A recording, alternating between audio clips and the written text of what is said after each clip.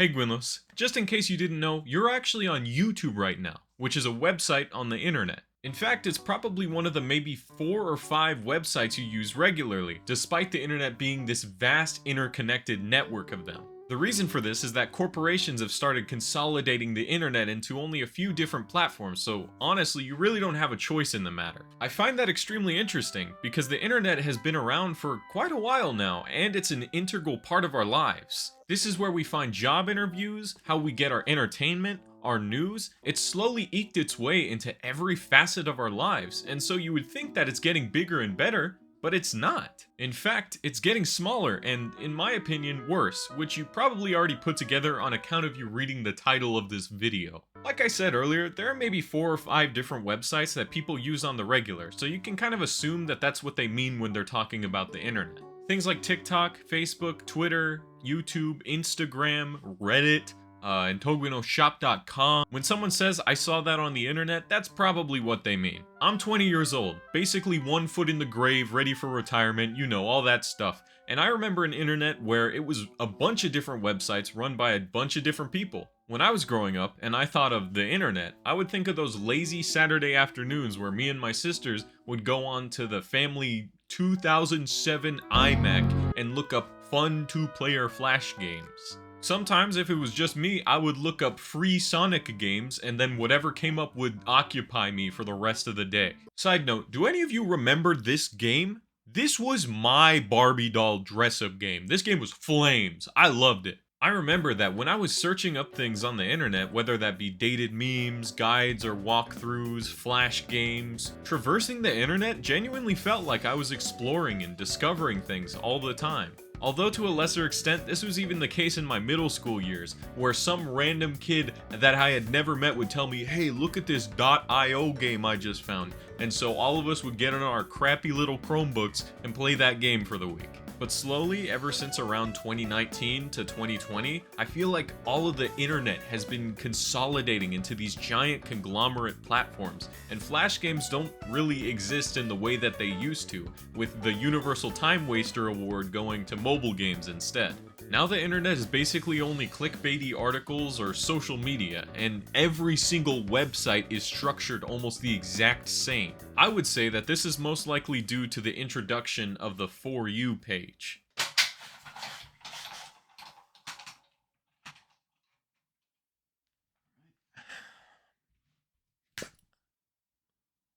What the hell? Oh.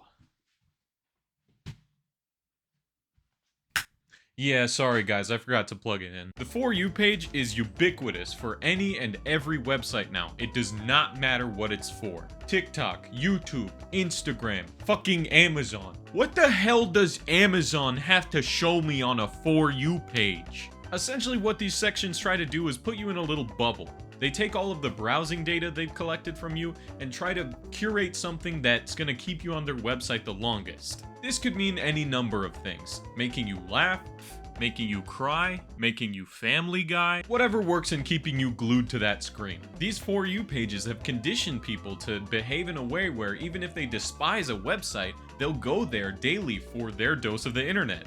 Wait, say that again. I'm not excluded from this, although thankfully I've been able to cut down on my time on the hell site. By convincing people to continue scrolling for a quick dopamine fix, they've been able to consolidate the internet into just a few different platforms, like I said earlier. In doing so, they've created this sort of competition between the different websites to have the same thing but a little bit different. For example, this is TikTok, this is Instagram Reels, this is YouTube Shorts, this is Twitter's new way of playing video. Seriously, did you guys fucking have like some sort of evil meeting where you decided that actually every website's gonna be vertical now and it's gonna suck forever? What happened to innovating and being unique? Next thing you know, TikTok and Twitter are gonna try to do long form video. In addition, people are now more inclined to see things in black and white, and this is because their personal window into the internet is showing them the same things over and over again. This thing is good, this thing is bad, no in between. It's led to this awful situation where I barely see any nuance in any discussion when most of them need it. It's frustrating because I feel like I can't discuss anything online lest I be turned into a penguin pulp. Or I'll be the one turning people into penguin pulp. I'm serious. Like, I see a brainhead take about Batman, and I'm like, I'll get you. I will find you. And because of the black and white approach and the general algorithm that keeps you in a bubble, a lot of people now think that they have the context and understanding for every single thing that pops up into their feed. And so they'll comment under it about their just completely out of left field opinion that doesn't make any sense, doesn't apply at all to what's going on. It's insane. It seriously sucks to try and talk to somebody when they think that they're an expert and they're not. They're not approaching the situation like they could be wrong. They immediately think, actually, I know that you know more about this thing than I do, but I just found out about it, so maybe hear me out. You don't have to respond to everything. Not everything is actually for you. Everything is actually for me, though. I'm a commentary YouTuber, which means that I can talk about whatever the hell I want, and if you say anything bad about me, let's just say the penguin pulp scenario is still on the table. All of this has contributed to making the internet feel smaller and smaller, with people not venturing outside of the bubbles that have been created for them. And when they do, they act like they're experts, or they ask, why the hell am I seeing this on my For You page? Instead of adding anything to the discussion, or asking questions. Instead of engaging with it, they're wondering why it would dare show up in front of their eyes. Sure, more people do exist on the internet now, but they're so compartmentalized in all of these walled gardens, keeping us from actually surfing the web with all of its freedom that it has. And to be completely honest, surfing the web is one of the coolest ways to describe looking something up. I know this is a bit of a tangent, but seriously, I will die on this hill. Oh, I've gotta go to GameFAQs because I don't know where to find this last Korok seed. Is that not cool? That's fucking awesome. Speaking of walled gardens, that brings me to my next point, which is those. Pictured above is my walled garden, made out of my penguin ethnostate, protecting my bed from anybody who may want to get in it. Don't fuck with them. When someone refers to something technology-wise as a walled garden, what they mean is that there are a lot of cool features on this device, but you can't add anything past what they've already provided for you. Typically, this was used in regards to Apple products, because John Apple is a big asshole. The Apple suite of apps isn't bad at all, and they're pretty streamlined, and at least they used to have somewhat reliable technology, but you can't go past anything that's in the App Store. Everything that's there is what you're limited to. Most people actually seem to be okay with this, because Apple is one of the most successful companies in the world. But it's also led to this really interesting case of tech illiteracy in the people that should be most familiar with it. Because more and more companies are opting for this streamlined experience, it's led to a lot of customers not really fully understanding what they're using. This is not only really disappointing, but upsetting whenever I have to show somebody where the Files app on their phone is. People have become dependent on the internet and these tech companies feeding them the information that they want to see instead of seeking it out themselves. The internet is heaven for the curious mind. You could seriously look up anything you want to and just go down a rabbit hole for hours and just learn. Straight up, think of some random thing that you're interested in, open a new tab, look it up, pause this video and go to town. That is what the internet is best at. But these companies don't want you doing that because that doesn't keep you on one website for a long time. Wikipedia is free and it doesn't have any ads, so they're not making money off of you. So instead, they've decided, let's make it harder for people to do this. Have you noticed how Google is just legitimately harder to use these days? Looking up anything leads to an AI overview, which can tell you anything from the healthy amount of rocks to eat each day, or delicious pasta recipes using gasoline. Even whenever you do take the initiative to look something up and seek it out for themselves, they're trying to feed you, no, you don't need to look any further, here it is right here. They want you using AI tools instead of fueling your curiosity. It would be difficult to overstate that companies are doing this on purpose. Every website has its own AI assistant because they'd rather just feed you the information they want you to know rather than you looking for something.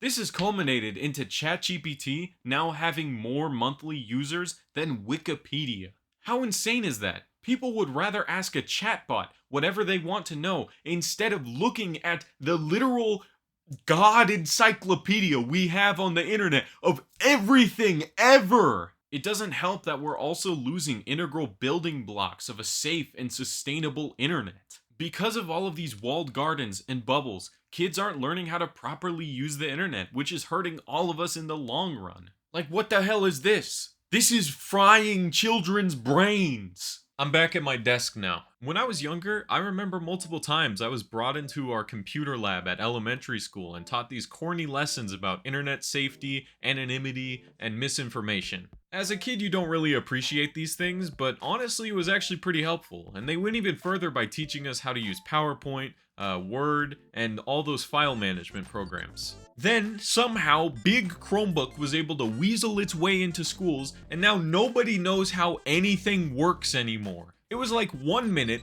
everybody was able to make PowerPoints, use animations, people were showing each other cool tricks, and then I had to start teaching people where the files they downloaded would show up. I know a lot of older people typically say, oh, I didn't grow up with this stuff, so I don't know how it works. But the people growing up with this stuff also don't know how it works. Also, websites meant for entertaining kids are gone, and Adobe killed them. That's actually not true, but I hate Adobe, so I'm going to blame them for it. I remember when basically every children's brand had some amount of Flash games on their website, and there were some websites just dedicated to collecting them, like Cool Math Games. There were even entire MMOs for kids, like Webkins and Animal Jam and Club Penguin. Club Penguin was the shit, dude. I know I may sound a little bit biased, but Club Penguin was the shit. Now, very few of them remain, and if they do, like Cool Math Games, they are riddled with ads. These days, unless a website is trying to sell you something, it's just not gonna be there, or it's gonna be a glorified redirect. What kind of future is being built for kids where they aren't told to seek out fun and information on this vast network that's supposed to feel like a new world to them?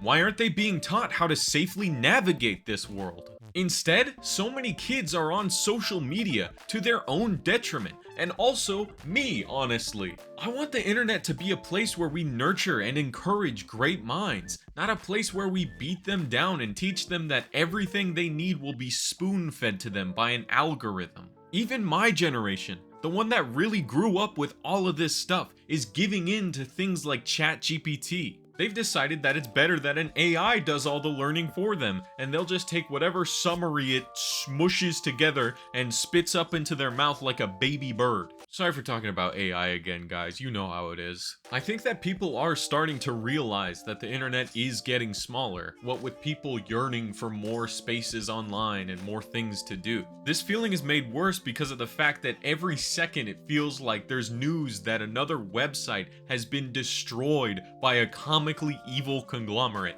Did you know that GameFAQs is now owned by Fandom? I used to go on that website all the time, and ever since like 2021, they decided actually, we suck now. Nobody except maybe 5 of you watching and myself care about that, but still. The internet consolidating has not only made the spaces we occupy feel smaller, but it's also made people feel more comfortable just in what they know. It creates a vicious cycle that feeds into itself, with people only engaging with things that they already know that they like, and the algorithms continuing to show them just that. If you're not subscribed to me and you've made it to this point in the video, honestly, thank you. Thank you for giving me a chance. In this landscape of the internet, it's extremely easy to just pick a video that you know you're gonna like from a creator you're already subscribed to. So I'm really glad that you decided to, hey, who the hell is this guy? And you clicked on mine. You should also subscribe because then I'll be happy and that number below me will go up. If we're going to improve the internet, we've got to put our foot down and stop using social medias like this. Except maybe YouTube, because I make videos on YouTube and I would like you guys to continue watching my videos. So, maybe we can put our foot down, but like a little bit when it comes to my videos. Instead of doom scrolling today, and I'm not even gonna tell you to go outside, why don't you just look up something you're interested in? Find some old forum posts about it, or some old articles. I may sound like a fucking nerd because I am, but research and learning for the sake of learning is cool as hell and one of the most enriching things you can do, especially on the internet. Once you're past all of these walled gardens, there's a vast and beautiful world for you to explore out there.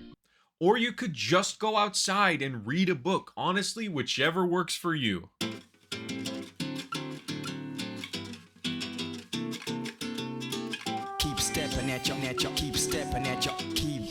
at your own pace, stepping